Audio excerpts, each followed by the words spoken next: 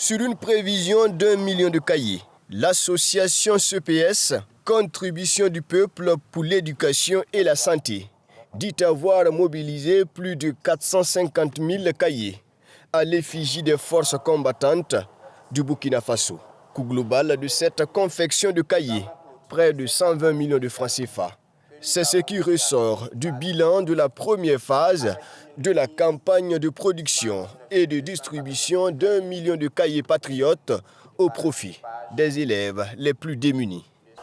Ce que nous qualifions d'un succès a été possible grâce aux commandes de Sa Majesté le Mogo Naba Baogo, de l'Assemblée législative de transition, de la Direction générale de la douane, de la Caisse nationale de sécurité sociale, du Centre de contrôle des véhicules automobiles, de l'Association russo-burkinabé African Initiative, de l'imprimerie génie informatique PALGA, de la diaspora burkinabé et de nombreux citoyens présents dans notre pays à travers l'appel à mobilisation du vice-président de la Commission nationale de la Confédération des États du Sahel, chargé du suivi des questions de développement, M. Adama Sigiri.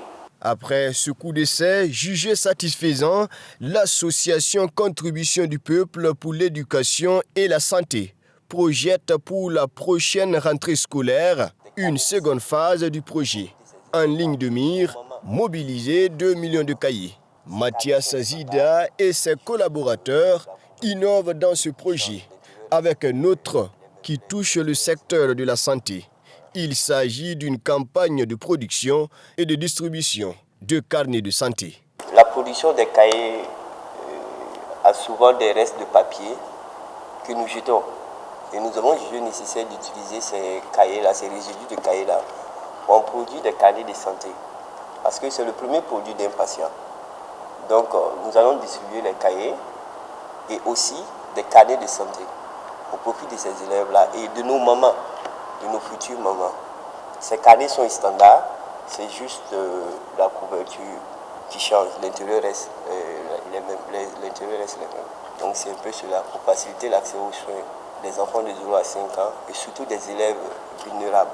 Pour relever ce défi, l'association CPS appelle les structures publiques et privées, les organisations non gouvernementales à associer leur image à cette initiative.